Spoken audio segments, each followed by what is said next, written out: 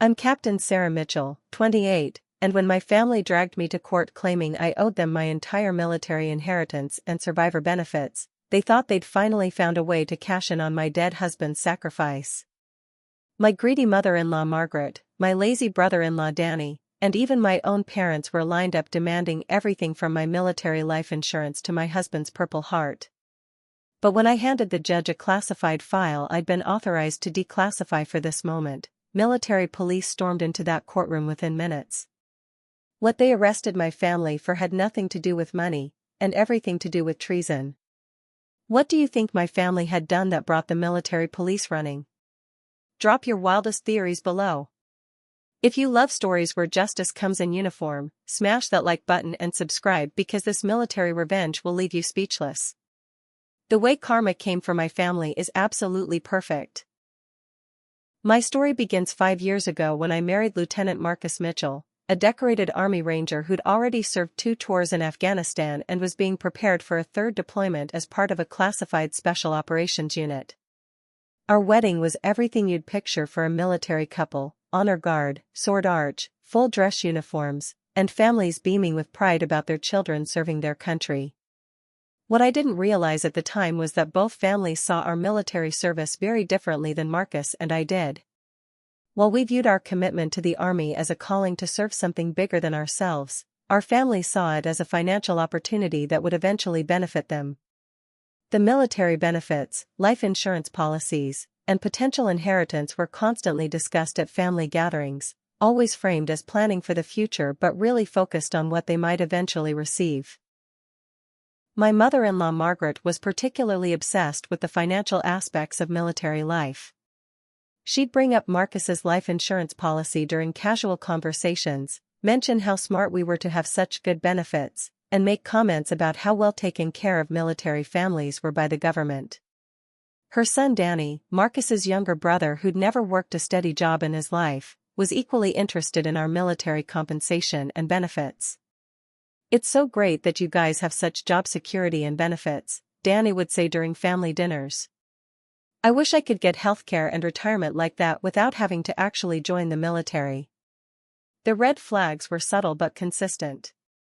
Margaret would ask detailed questions about our finances, our savings plans, and our estate planning. She'd suggest that Marcus should name her as a beneficiary on various accounts just in case something happens to both of you. She'd bring up stories about other military families she knew and how they'd taken care of their relatives with their military benefits. My own parents, David and Linda Carter, were more subtle but equally problematic. They'd make comments about how lucky we were to have guaranteed income and government benefits, and they'd hint that they hoped we'd remember family when we were financially established. They'd bring up their own financial struggles and mention how much it would mean to have successful children who could help out occasionally. Marcus and I were both focused on our military careers and genuinely didn't pay much attention to our family's financial obsessions. We were living on base, deploying regularly, and building our own life together while serving our country. The family dynamics felt like background noise compared to the intense demands of our military service. But there were warning signs I should have recognized earlier. Margaret had made copies of Marcus's military ID and kept detailed notes about his unit assignments, deployment schedules, and security clearances. She'd ask probing questions about his work that went beyond normal family interest, and she'd press for details about classified operations that Marcus obviously couldn't discuss. "I just worry about you boys," she'd say when Marcus would deflect her questions about his missions. A mother needs to know what kind of danger her son is facing. Danny was equally problematic, constantly asking about military equipment, technology, and procedures that had nothing to do with Marcus's safety and everything to do with his own curiosity about classified information. He'd pump Marcus for details about weapons systems, communication protocols, and tactical procedures during family visits. "Come on, bro," Danny would say, "you can tell family this stuff. We're not going to tell anyone else." What none of us realized at the time was that Margaret and Danny weren't just being nosy relatives. They were systematically gathering intelligence about Marcus's military service for reasons that had nothing to do with family concern and everything to do with financial gain from foreign sources. The truth about their activities wouldn't come to light until after Marcus was killed in action, when their attempts to claim his benefits and inheritance would expose a conspiracy that reached far beyond simple family greed. Marcus's final deployment began in March 2022, when his Special Operations Unit was assigned to a classified mission in Eastern Europe related to NATO intelligence gathering. I couldn't know the specific details of his assignment, but I knew it was high risk and involved the kind of specialized skills that had made him one of the Army's most trusted operatives. Our goodbye at the airport was harder than usual because something felt different about this deployment. Marcus seemed more serious, more focused, and more aware that this mission carried exceptional risks. We'd learned to live with the uncertainty that came with military service, but this felt like a higher level of danger than his previous assignments. "Sarah," he told me the night before he left, "if something happens to me over there, I need you to know that everything I've done in my career has been about protecting our country and our future together. Don't let anyone tell you that my sacrifice was about anything else." At the time, I thought he was just being overly cautious and romantic. Looking back, I wonder if he'd already sensed something suspicious about his family's interest in his military service and was trying to prepare me for potential conflicts over his legacy. The mission lasted 4 months, with minimal communication due to operational security requirements. I received brief messages confirming he was safe, but no details about the assignment or timeline for his return. His family, particularly Margaret and Danny, were frustrated by the lack of information and constantly pressured me to use my military contacts to get updates about Marcus's status. "Surely they can tell you something," Margaret would say during her weekly phone calls. "You're his wife, and you have security clearances too. There must be ways to get information about what's happening." I explained repeatedly that operational security meant families couldn't receive detailed information about ongoing missions, but Margaret seemed convinced that I was holding back information or not trying hard enough to stay informed about Marcus's assignment. Danny was even more persistent, asking technical questions about how military communications worked, what kind of equipment Marcus would be using, and how information flowed between deployed units and command structures. His questions felt inappropriate and intrusive, but I attributed them to anxiety about his brother's safety. The call came on a Tuesday morning in July. Marcus had been killed during a classified operation when his unit was ambushed by hostile forces. The details were limited due to the sensitive nature of the mission, but I was told that Marcus had died heroically while protecting classified intelligence and ensuring the safety of his fellow soldiers. The funeral was everything you'd expect for a decorated soldier killed in action: full military honors, flag-draped coffin, honor guard, and a ceremony that recognized Marcus's ultimate sacrifice for his country. The entire community came out to honor a local hero who'd given his life in service to others. But even during the funeral, I started noticing concerning behavior from Marcus's family. Margaret was asking the military representatives detailed questions about Marcus's final mission, the classified nature of his work, and the specific circumstances of his death. When they politely declined to provide information beyond what was publicly available, she became angry and accusatory. "We're his family," she told the Army colonel who delivered Marcus's Purple Heart. "We have a right to know exactly what happened to our son and what he was doing when he died." Danny was equally problematic, approaching military personnel with inappropriate questions about operational procedures, security protocols, and intelligence gathering methods. He seemed less interested in honoring his brother's memory than in extracting information about military operations. The first major red flag came during the reading of Marcus's will, when Margaret expressed surprise that she wasn't named as a primary beneficiary on his life insurance policies and survivor benefits. She'd apparently assumed that military benefits would automatically include extended family members, and she was angry to discover that everything was designated for me as his spouse. "This doesn't seem right," she told the estate lawyer. "Marcus always said he wanted to take care of his whole family. There must be some way to restructure these benefits to include his mother and brother." When the lawyer explained that military survivor benefits couldn't be redistributed after death, Margaret's anger escalated into accusations that I'd manipulated Marcus into excluding his family from his financial planning.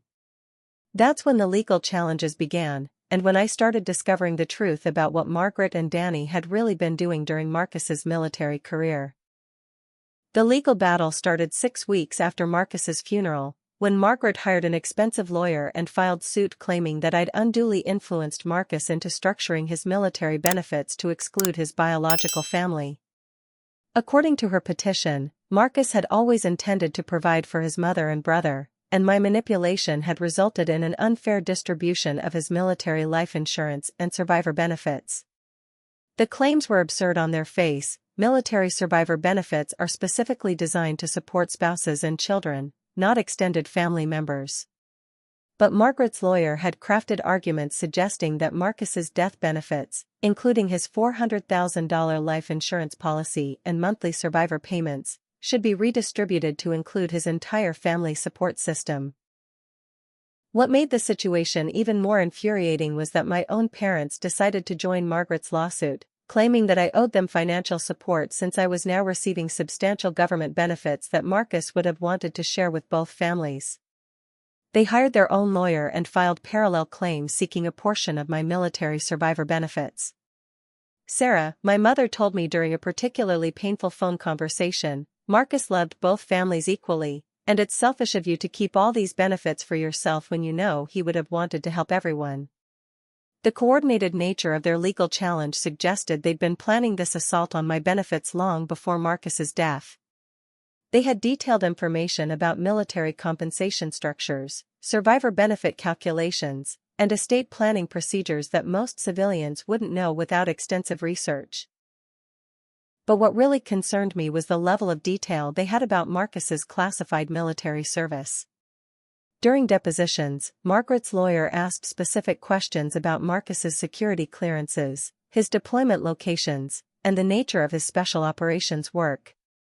When I objected that this information was classified and irrelevant to estate planning, they claimed it was necessary to establish the full scope of Marcus's military compensation. Danny's behavior during this period was particularly suspicious.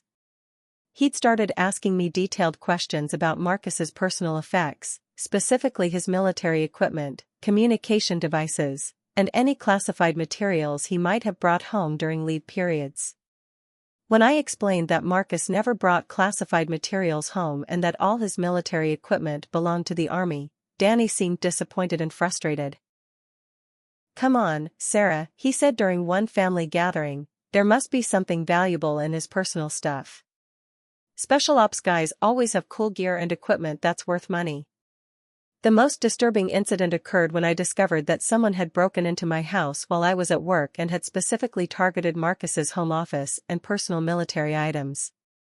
Nothing valuable was stolen, but someone had clearly searched through his papers, computer files, and personal belongings looking for something specific.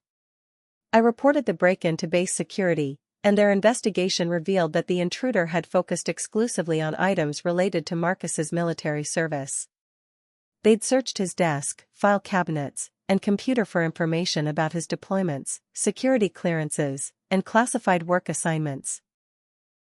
The timing of the break-in, coming just weeks after the legal challenges began, suggested that Marcus's family was looking for evidence to support their inheritance claims or information that might be valuable for other purposes. But base security was concerned about something more serious than family disputes over money. "Mrs. Mitchell," the security officer told me during his follow-up interview, "we're concerned that someone is looking for classified information related to your husband's military service. We need to investigate whether this break-in was related to foreign intelligence gathering rather than domestic disputes." That's when I learned that Marcus's final mission had involved gathering intelligence about foreign military capabilities that several hostile nations would pay substantial amounts to obtain. If someone was trying to access information about his work, it might not be about inheritance money at all. It might be about selling military secrets to foreign governments. The investigation that followed would expose a conspiracy that went far beyond family greed and revealed that Marcus's own relatives had been working as foreign agents for years, using their access to him to gather intelligence that they were selling to enemy nations. The military's investigation into the break-in at my house quickly escalated beyond a simple base security matter when investigators discovered that the search patterns and targeted materials suggested someone with detailed knowledge of classified information protocols. This wasn't a random burglary or even a family member looking for valuable items. This was a sophisticated intelligence gathering operation conducted by people who knew exactly what they were looking for. Within 48 hours of reporting the break-in, I was contacted by Agent Jennifer Torres from the Army's Criminal Investigation Division, who informed me that my case had been classified as a potential national security threat. The investigation would now involve multiple federal agencies, including the FBI's counterintelligence division and the Defense Security Service. Mrs. Mitchell, Agent Torres explained during our first meeting, "We have reason to believe that your husband's death may be connected to a broader espionage investigation that's been ongoing for several months. We need your help to understand who might have had access to information about his deployments and classified assignments." The investigation revealed that Marcus's unit had been compromised during their final mission. Someone with detailed knowledge of their operational plans had provided information to hostile forces, resulting in the ambush that killed Marcus and endangered the entire Special Operations team. The Army had been quietly investigating the intelligence leak for months, trying to identify how classified information had reached enemy hands. What they discovered would destroy any remaining faith I had in Marcus's family and reveal that their interest in his military career had been motivated by something far more sinister than greed. Phone records showed that Margaret had been in regular contact with a foreign intelligence operative for over 2 years, providing detailed information about Marcus's deployments, security clearances, and mission assignments in exchange for substantial cash payments. She'd been recruited as an intelligence asset through social media contacts that had gradually developed into a sophisticated espionage relationship. Danny had been even more actively involved in the conspiracy, using his access to Marcus during family visits to photograph military documents, record conversations about classified operations, and gather technical intelligence about special operations equipment and procedures. He'd been paid over $150,000 during the past 3 years for information that he'd obtained through his relationship with his brother. The most devastating discovery was that information provided by Margaret and Danny had directly contributed to the ambush that killed Marcus. Details about his unit's operational plans, communication protocols, and mission timeline had been sold to hostile forces just weeks before his final deployment. "Your husband died because his own family betrayed him," Agent Torres told me during one of our investigative interviews. The information they provided to foreign intelligence operatives led directly to the ambush that cost his life and endangered national security. The evidence was overwhelming and horrifying. Bank records showed regular cash deposits into accounts controlled by Margaret and Danny, always timed to coincide with Marcus's deployments or security briefings. Text messages between Margaret and her foreign handler discussed specific intelligence requirements and payment schedules for information about Marcus's military activities. Most damning was a recorded phone conversation where Danny discussed Marcus's final deployment with his intelligence contact, providing details about the mission location, timeline, and security protocols that would have been invaluable to hostile forces planning an ambush. But the conspiracy went even deeper than I'd initially realized. My own parents had been aware of Margaret and Danny's activities and had been receiving payments for their cooperation in keeping the family's espionage activities secret. They weren't just greedy relatives trying to claim military benefits. They were accessories to treason who'd helped facilitate the intelligence operation that killed their own son-in-law. The federal investigation expanded to include surveillance of all the family members involved in the inheritance lawsuit, and what investigators discovered was an ongoing espionage network that had been operating for years. Margaret's house was equipped with sophisticated communication equipment for encrypted contact with foreign handlers.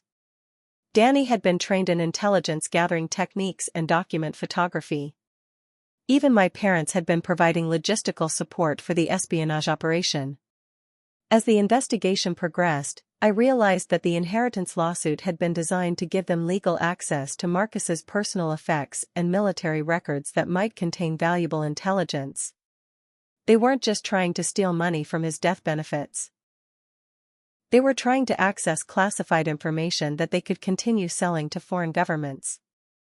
The most chilling revelation came when investigators discovered that the family had been planning to pressure me into sharing ongoing intelligence about my own military service. As a military intelligence officer with my own security clearances, I had access to classified information that would be valuable to foreign operatives. The inheritance dispute was just the first step in a longer-term plan to recruit me as an intelligence asset. Armed with this evidence, federal prosecutors prepared charges that would destroy the family members who'd betrayed Marcus and endangered national security for money. But they wanted to catch them in the act of additional espionage activities, which meant I'd have to participate in a sting operation that would expose their treason in the most dramatic way possible. The plan was elegant in its simplicity. We'd let the inheritance lawsuit proceed to court, where the family would demand access to Marcus's personal effects and military records. When they made their legal arguments for obtaining classified materials, I'd present evidence that would expose their true motivations and trigger arrests for espionage and treason. Justice for Marcus was about to be served with military precision. The federal sting operation required months of careful planning and coordination between multiple agencies, but the goal was simple: catch Marcus's family in the act of attempting to obtain classified information through legal manipulation, then arrest them for espionage and treason in the most public and humiliating way possible.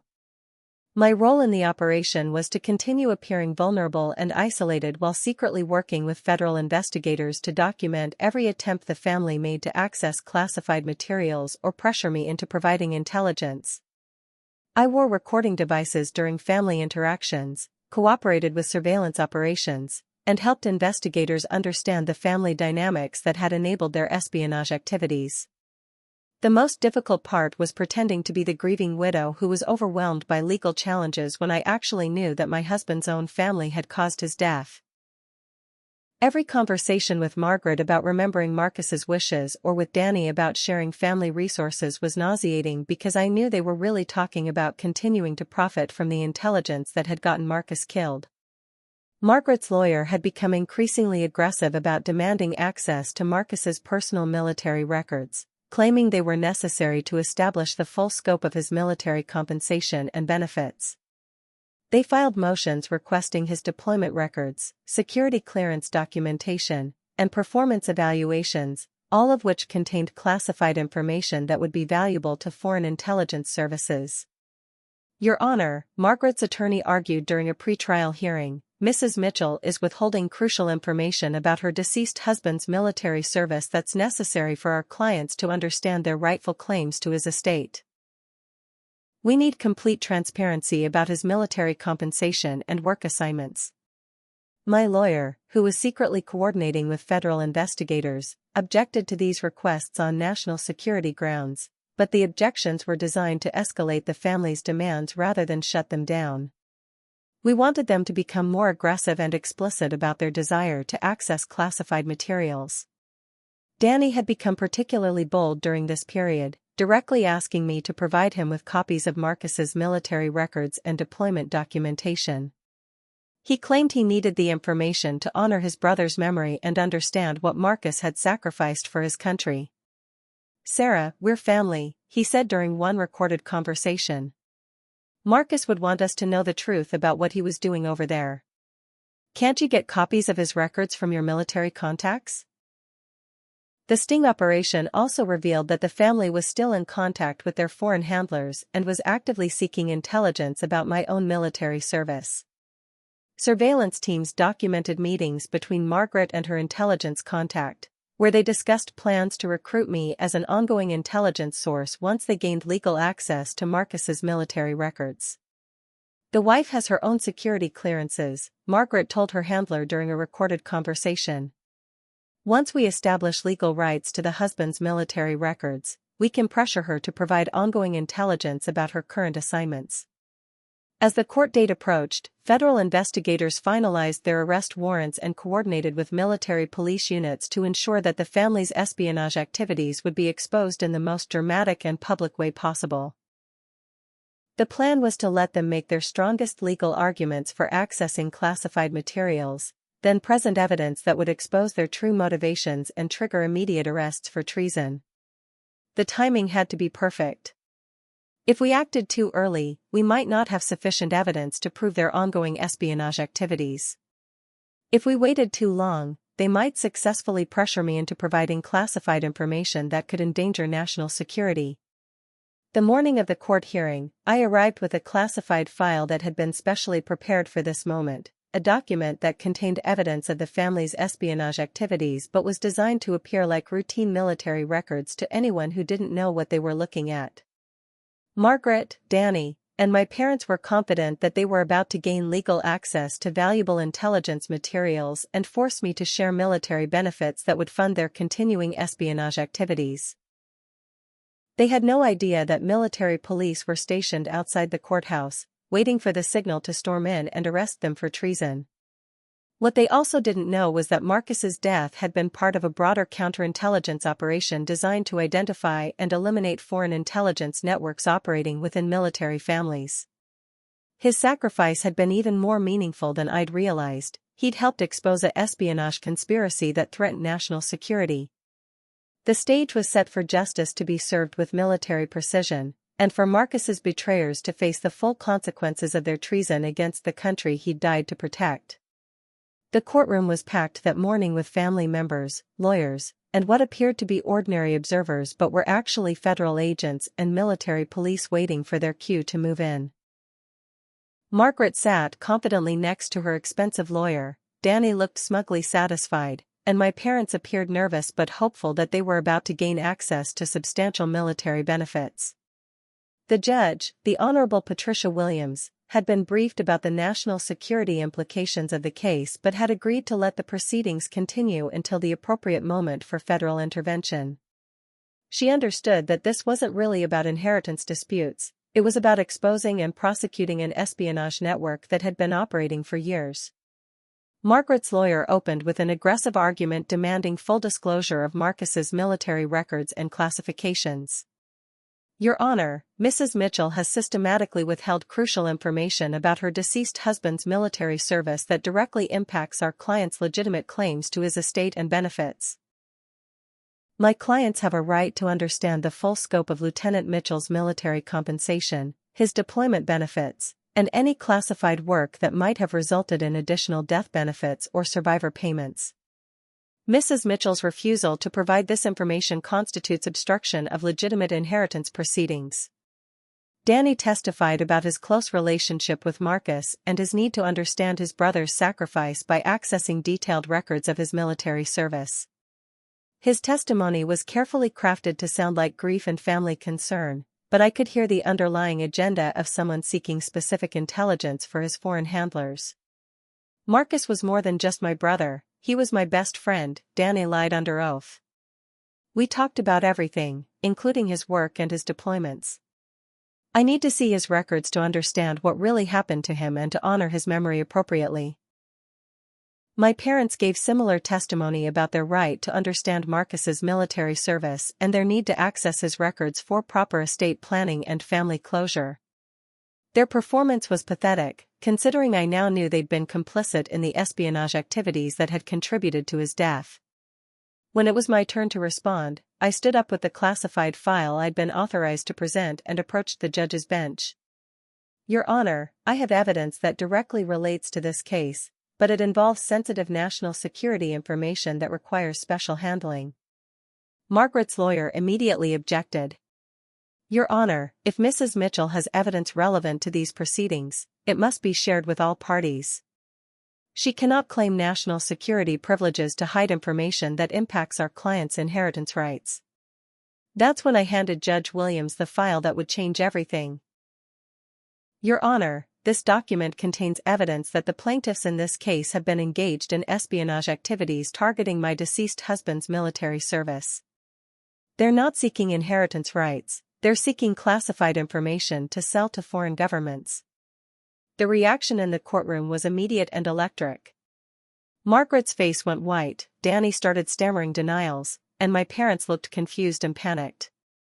Margaret's lawyer demanded to see the evidence, claiming I was making desperate accusations to avoid legitimate inheritance claims. Judge Williams opened the file and began reading the documented evidence of the family's espionage activities, bank records showing payments from foreign intelligence services, recorded conversations discussing classified information, surveillance photos of meetings with foreign handlers, and technical evidence proving that information provided by the family had led directly to the ambush that killed Marcus. "This court will recess immediately," Judge Williams announced. "I'm ordering that this courtroom be secured pending federal law enforcement action." That's when military police officers stormed through the courtroom doors, followed by FBI agents and counterintelligence investigators. The coordinated arrest operation was swift and dramatic. Margaret, Danny, and my parents were surrounded, handcuffed, and formally charged with espionage, treason, and conspiracy to commit acts against national security. "Margaret Mitchell, you are under arrest for conspiracy to commit espionage and providing classified information to foreign intelligence services," the lead MP announced as she was handcuffed. "Daniel Mitchell, you are under arrest for treason and conspiracy to commit acts against the United States." The chaos in the courtroom was unlike anything I'd ever witnessed. Margaret was screaming denials and claiming she was being set up by a vindictive daughter-in-law. Danny was trying to negotiate with the arresting officers, offering to explain everything if they'd discuss plea arrangements. My parents were crying and claiming they'd been manipulated by Margaret and hadn't understood the seriousness of their actions. But the evidence was overwhelming and undeniable. The classified file contained years of documented espionage activities, financial records proving payments from foreign governments, and technical evidence linking their intelligence gathering to the ambush that had killed Marcus. As they were led away in handcuffs, Margaret made one final desperate attempt to maintain her victim narrative. "This is all lies," she screamed. "Sarah has been planning this from the beginning. She's trying to frame us because she wants to keep all the money." The irony of her accusation was perfect. The woman who'd spent years selling classified information about her own son's military service for money was accusing me of being motivated by greed.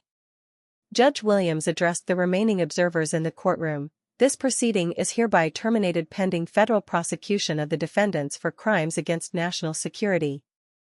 The inheritance dispute that brought us here today was a cover for espionage activities that endangered military operations and cost American lives." As the courtroom cleared, I felt a mixture of satisfaction and grief that justice was finally being served for Marcus, but that it had come at the cost of learning that his own family had been responsible for his death. 6 months after that explosive courtroom scene, I'm sitting in my quarters at Fort Bragg, having been promoted to major and assigned to a counterintelligence unit that investigates espionage activities targeting military families. The irony isn't lost on me that my husband's murder led to the perfect career path for ensuring that other military families don't face the same betrayal we experienced. The trials were swift and decisive. Margaret was convicted of espionage, treason, and conspiracy against the United States, receiving a sentence of life in prison without possibility of parole. The judge noted during sentencing that her actions had directly contributed to the death of her own son and endangered ongoing military operations critical to national security. Danny received 25 years for his role in the conspiracy, with the possibility of parole after serving at least 15 years. His cooperation with investigators, while extensive, couldn't overcome the evidence that he'd actively participated in intelligence gathering that led to Marcus's death. My parents were sentenced to 12 years each for their supporting roles in the espionage network. Their lawyers had argued for leniency based on their manipulation by Margaret, but prosecutors successfully demonstrated that they'd knowingly participated in activities that endangered national security for financial gain. The most satisfying moment of the entire ordeal came during Margaret's sentencing hearing, when she tried to give a victim impact statement claiming that I had destroyed her family with my false accusations. The judge interrupted her to read portions of her recorded conversations with foreign intelligence handlers, where she'd discussed specific details about Marcus's missions and expressed satisfaction about the payments she was receiving. "Mrs.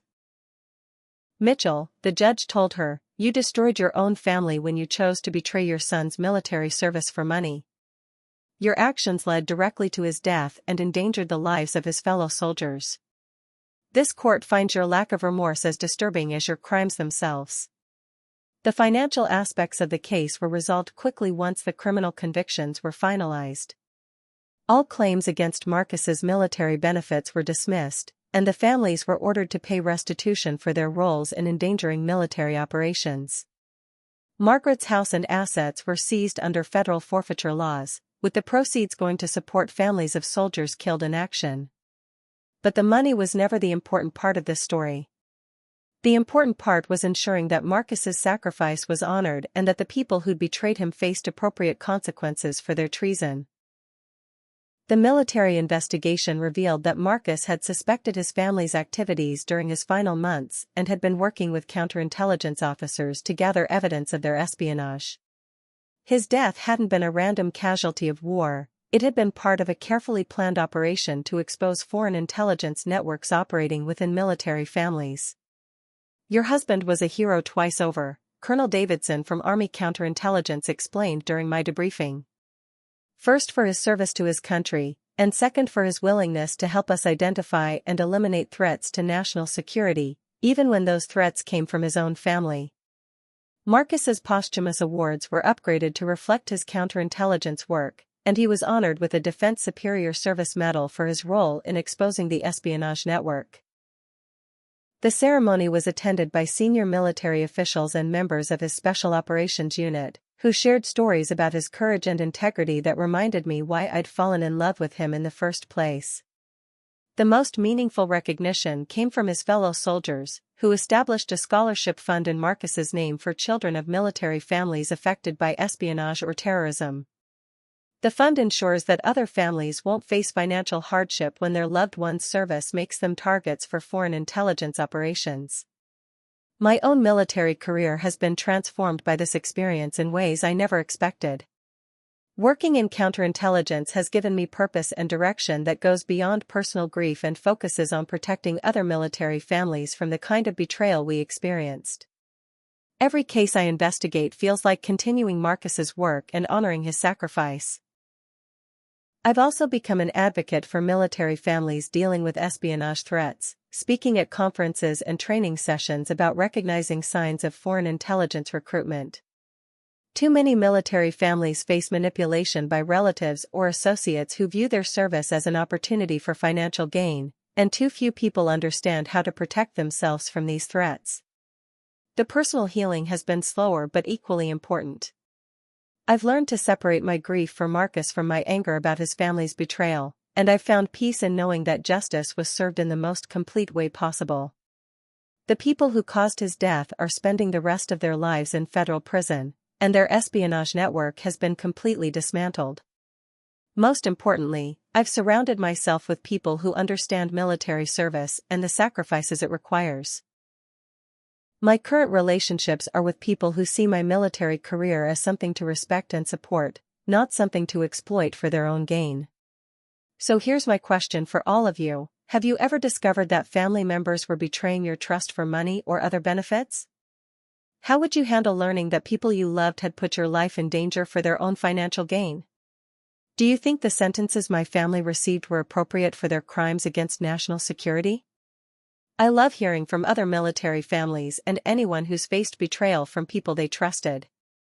Drop your stories in the comments below, whether it's about family members exploiting your service, relatives who saw your career as their opportunity, or situations where you had to choose between family loyalty and doing what's right. If this story resonated with you, please hit that like button and subscribe for more real-life stories about military families, justice served, and standing up to people who would betray their own country for money.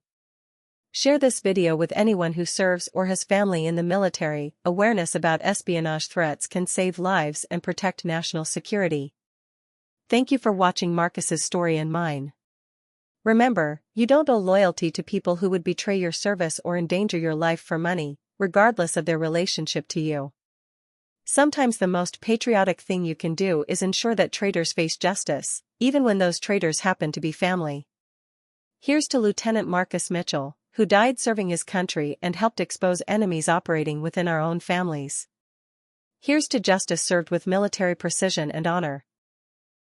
And here's to the courage to stand up for what's right, even when it means standing against everyone you're supposed to love. Until next time, keep serving with honor and never let anyone convince you that family loyalty means tolerating treason. The best revenge really is living well, but sometimes it's also making sure traitors spend their lives in federal prison where they belong.